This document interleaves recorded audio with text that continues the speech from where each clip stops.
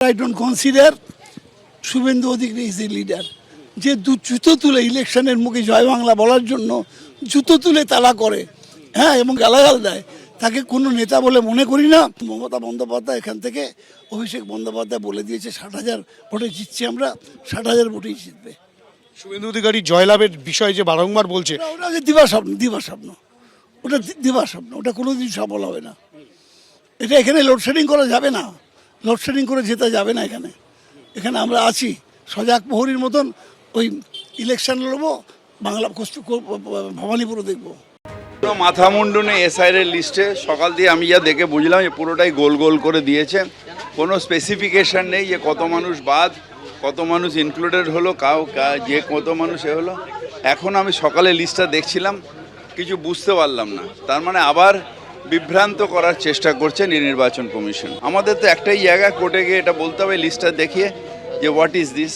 যদিও আমি ফাইনাল বলতে চাই না, আর একটু আমাকে লিস্টটা দেখে নিতে হবে। কিন্তু সকালে যা দেখলাম, টিল 5 PM অ্যাডজুডিকেশন মানে কি? ফিরহাদ হাকিম অভিযোগ করছেন যে নির্বাচন কমিশন ভোটারদের বিভ্রান্ত করছে। এবার শোনাবো কেন্দ্রীয় মন্ত্রী সুকান্ত মজুমদার কি বললেন। সাপ্লিমেন্টারি লিস্ট যেটা বেরিয়েছে, এই সাপ্লিমেন্টারি লিস্ট সুপ্রিম কোর্টের তত্ত্বাবধানে তারা নিযুক্ত, কলকাতা হাইকোর্টে তারা নিযুক্ত যারা জুডিশিয়াল অফিসার, তারা সেই সাপ্লিমেন্টারি লিস্ট তৈরি করছে। আপনার যদি সুপ্রিম কোর্টের উপর বিশ্বাস না থাকে, কলকাতা হাইকোর্টের উপর বিশ্বাস না থাকে, তাহলে আপনারা ইলেকশন কীভাবে লড়বেন? তাদের আপনাদের পক্ষে ইলেকশন লড়া সম্ভব না। ভোটকর্মী এবং বিএলও ঐক্যমঞ্চের সাধারণ সম্পাদক স্বপন মণ্ডল কি বলছেন দেখুন। যারা আন্ডার অ্যাডজুডিকেশন ছিলেন, শুধুমাত্র তারা নিজেদেরটাই দেখতে পাবেন, আর অন্য কারো দেখতে পাবেন না। কিন্তু একমাত্র বিএলওরা নিজের যে পার্টের দায়িত্বে ছিলেন, সেই পার্টের সব কিছু দেখতে পাবেন তারা। তো স্বাভাবিকভাবে একটা পার্টের যে যতগুলো আন্ডার অ্যাডজুডিকেশনে ছিল, সেটা পুরোপুরি বিএলও দেখতে পাবে, কোনো ইন্ডিভিজুয়াল দেখতে পাবেন না বা কোনো ভোটার দেখতে পাবে না। সমস্যাটা হচ্ছে কি, যে সার্ভার ডাউন হয়ে গেছে বা সার্ভার ক্র্যাক করে গেছে, তার ফলে রাত 12টার সময় বা তারপরেও অনেক গভীর রাত পর্যন্ত চেষ্টা করে বহু বিএলও তাদের তালিকা দেখতে পাননি। যাদের ইতিমধ্যে সমাধান হয়ে গেছে, তাদের হয় সাপ্লিমেন্টারি লিস্টে নাম উঠেছে, নাহলে হচ্ছে ওই ডিলিটেড লিস্টে নাম উঠেছে। কলকাতার জোড়াসাঁকো বিধানসভার একটা বুথের পার্ট নম্বর 10 নম্বর পার্টে আর কি, সেখানে দেখা গেল যে 15 জনের নাম ছিল হচ্ছে আন্ডার অ্যাডজুডিকেশনে, এবং 15 জনের নামই কিন্তু বাতিল চলে গেছে, মানে ডিলিটেড হয়ে গেছে।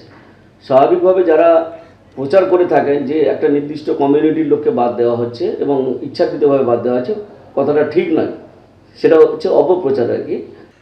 গতকাল মাঝরাতে প্রকাশিত হয়েছে প্রথম দফার সাপ্লিমেন্টারি লিস্ট, আর সেই লিস্টে কতজন তালিকায় রয়েছেন, কতজনের নাম বাদ গেছে, সেই ছবিটা এখনো পুরোপুরি স্পষ্ট নয়। ওয়েবসাইটে তালিকা প্রকাশের পরও ধোঁয়াশা রয়ে গিয়েছে। মাঝরাতে কমিশন এবং সিও দপ্তরের ওয়েবসাইটে তালিকা প্রকাশ করা হয়। জোড়া তালিকা প্রকাশ হয়েছে, তার মধ্যে একটি রয়েছে ফাইনাল লিস্ট আর একটি রয়েছে ডিলিশন লিস্ট, কিন্তু কিছু ক্ষেত্রে এখনো ধোঁয়াশা রয়ে গিয়েছে। সরাসরি কথা বলবো, রুমা পাল আমাদের সঙ্গে রয়েছে। রুমা, এখনো পর্যন্ত এই যে 29 লক্ষ নিষ্পত্তি হয়েছে বলে কমিশন জানিয়েছিল, তার মধ্যে কতজনের নাম উঠলো, কতজনের নাম ডিলিট হলো, সেই তথ্যটা কি সামনে এলো?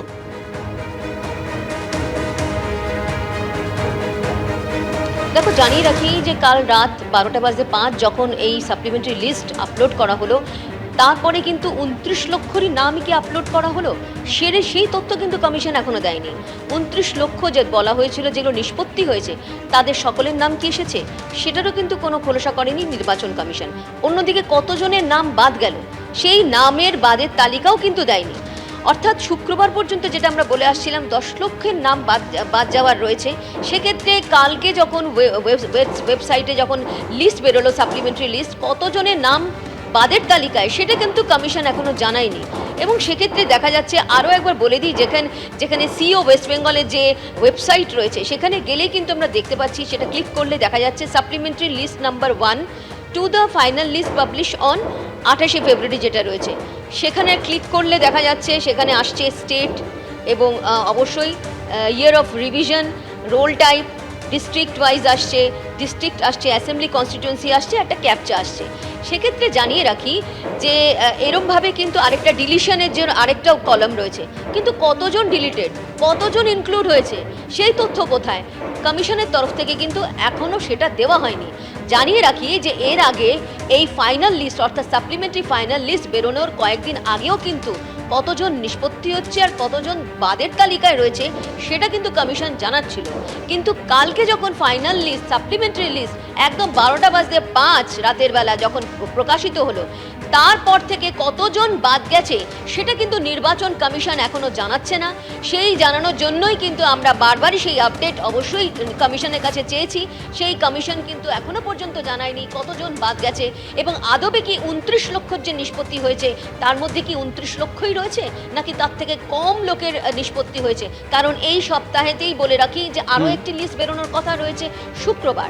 যদিও বলা হচ্ছিল যে জুডিশিয়াল অফিসাররা কাজ করছেন, সোমবারই বেরোবে। সেই সোমবারে বেরোতে কিন্তু দেখা যায় মানে টানাপোড়েন দেখা যায় এবং একদম 12:05 তখন গিয়ে কিন্তু এই লিস্ট বেরোয়। কতজন ডিলিট হয়েছে, কতজন ইনক্লুড হয়েছে সেটা নিয়ে কিন্তু এখনো সঠিক তথ্য কমিশনের তরফ থেকে দেওয়া হয়নি। একেবারে রুমা, তুমি আমাদের সঙ্গে থাকো। এবিপি আনন্দ, এগিয়ে থাকে, এগিয়ে রাখে।